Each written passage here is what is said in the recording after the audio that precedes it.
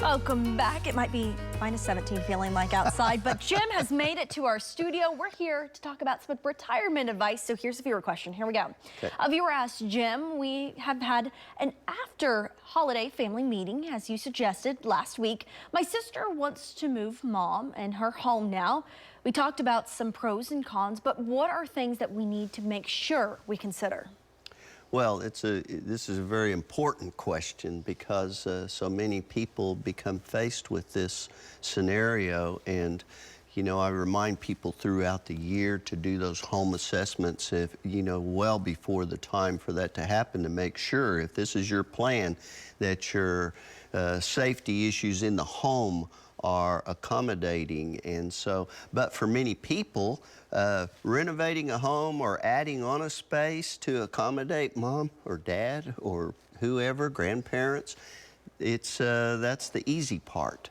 Because I've learned over the years, Tevis, that there are three important realities that I've put together, and I try to remind people of these, but they're so important to make these considerations when you're having these family meetings and considering moving mom in, just like our viewer today. But the first one is the loved one's health, mom's health. In my opinion, if mom's current health isn't okay and she's not having any big issues, that's the only time I would consider moving her in.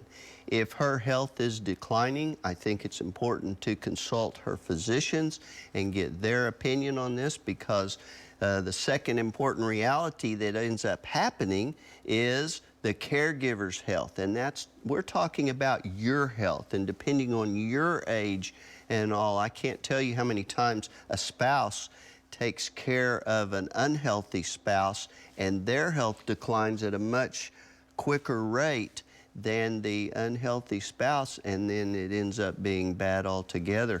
And so you want to be sure that you plan on this and that you understand that. And I don't know how to compare anything except to say Wellington Park, we have caregivers full time. They work 12-hour shifts 3 to 4 days a week, and then they're off 3 to 4 days. And so they are able to do the caregiving job. Well, you're taking on a 24/7 responsibility. So the third reality is having good family assistance. And I'm talking about family that maybe can come in for a weekend, give you a break from mom. Mom's going to need a break from you. You're going to need a break from her. Take them to doctor's visits, out to dinner some nights, shopping, go get an ice cream cone, anything like that to help you with the caregiving portion, because it's a very serious consideration. Absolutely. And we want to make sure that we're checking on our loved ones, especially when it's cold outside. Oh, yes. Absolutely. Jim, hey, thanks for joining us. And don't forget, you can get more retirement advice from Jim. Visit news9.com/retirement.